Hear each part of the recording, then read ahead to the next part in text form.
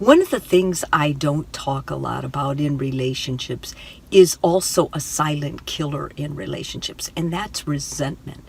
Resentment is a form of anger, but it's not the explosive anger. It's when you hold stuff in, angry feelings or feelings of shame or feelings of hurt toward your partner that you don't address, that it can turn into resentment. Once resentment builds, you'll start noticing that you're annoyed with your partner. You don't want to be around them. You don't like them. It can even turn into hate and disgust of your partner. Many times I have couples in and they'll say to me, I'm just disgusted by him or I'm repulsed by her. That's probably resentment that has never been dealt with. Now, you may ask, how does this happen? Because honestly, in a long-term relationship, if you've been the type to hold stuff in and not address it, sweep it under the rug, in lieu of starting a big argument, you may have forgotten like how you started feeling this way. But it happens with little things. It can happen when one partner blows up or makes you ashamed of yourself or embarrasses you in front of your kids or family members. It can happen in tit-for-tat relationships. In other words, I won't do that for you because you didn't do that for me and I want you to see how it feels. It can happen when one partner becomes ill and the other one is a caretaker, and the one who's taking care of their partner feels like their partner's always berating them, or it's never enough, or they just start feeling like all I'm here is to serve them, take care of them. There is no love in this. It can also happen with hurtful words, which is the most common. Your partner says something really hurtful to you and you never confront them on it. Or when you do, they're in denial or they won't apologize. Those kinds of things are killers. And if you don't talk about it, you'll end up seething with resentment.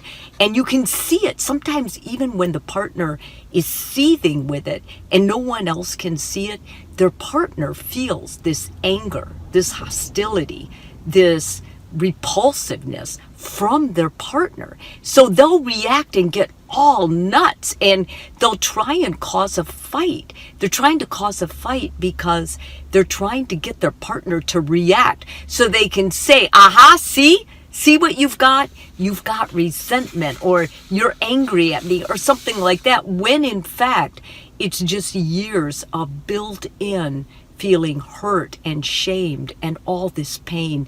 And yeah, it does turn into anger then. So what do you do if you feel resentful toward your partner or towards someone that you care a lot about? Well, the first step is considering why you can't let go. Sometimes you can't let go of the anger and the resentment because it's become your self-identity in the marriage. Like, it gives you a credence, it gives you reason to fulfill yourself or to feel the way you do toward your partner. It can be used as, a way that you can identify who you are. Like, you may not be able to know a lot of things about yourself if you don't have self-awareness. So you may be able to say, well, I know one thing. I'm not as bad as my partner is with this.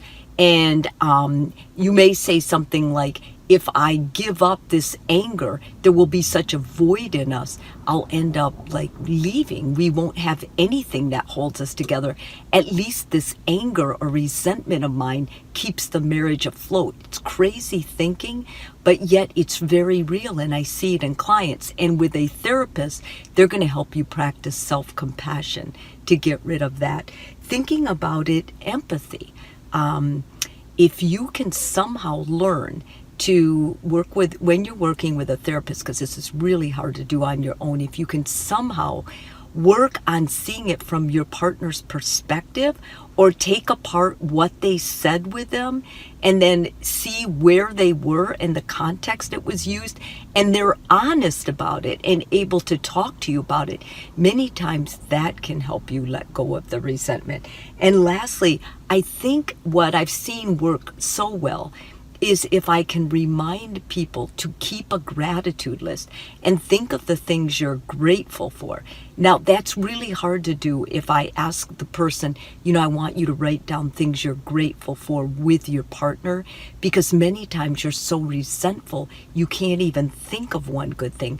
But if I can get the client to start out writing down things they're grateful for in their life, people who are blessings, many times that can generalize to their partner, and they can start looking for the good things in their partner. Make no mistake, resentment is real, and there's a real reason for it. I would never tell anyone you don't have a reason. I would validate why they feel the way they do, but then from there we have to move to help them let go of it.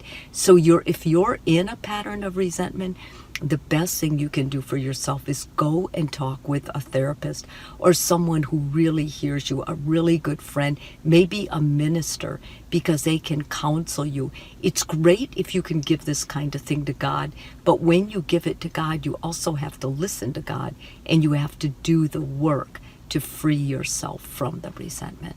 I hope this helps you. And please, if you are feeling resentful, don't be hard on yourself. It's a real feeling, but do get help.